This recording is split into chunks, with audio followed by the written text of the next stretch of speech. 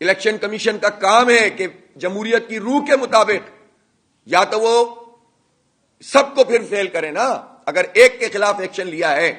اور اس بنیاد پہ لیا ہے کہ انہوں نے انٹرا پارٹی الیکشن پراپر نہیں کروایا، تو نون لیگ نے کون سا پراپر الیکشن آج تک کروایا ہے؟ یہ نون لیگ کیوں آپ کی لاڈلی چہیتی بنی ہوئی ہے؟ نون لیگ اور پیپلز پارٹی کا نشان بھی نہیں ہونا چاہیے، اس لیے کہ انہوں نے انٹرا پارٹی الیکشن جمہوریت کی روح کے مطابق نہیں کیا. یہ خاندان کی پارٹیاں ہیں، یہ وراثت پہ چل رہی ہیں، یہ وصیت پہ چل رہی ہیں، اور ان کا جمہوریت سے کوئی تعلق نہیں ہے. گزشتہ دنوں الیکشن کمیشن کے فیصلے پر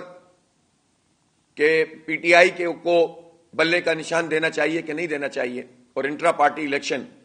اس پر جو فیصلہ الیکشن کمیشن کا تھا وہ سپریم کورٹ میں زیر بحث آیا. ٹیکنیکل گراؤنڈ پر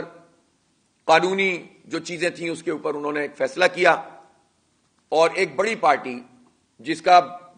بالکل لاسٹ پرائم منسٹر رہا ہو پچھلے انتخاب کے نتیجے میں،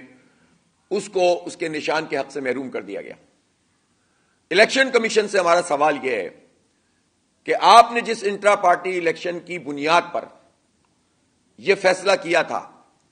اس میں آپ ہمیں یہ جواب دیجئے کہ جماعت اسلامی کے علاوہ پاکستان میں کون سی پارٹی فال کرتی ہے، کس کے یہاں انٹرا پارٹی الیکشن ہوتا ہے.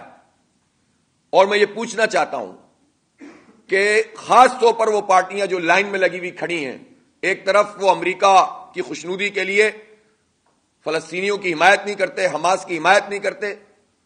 امریکہ کی اور اسرائیل کی مذمت نہیں کرتے، نون لیگ اور پیپلز پارٹی،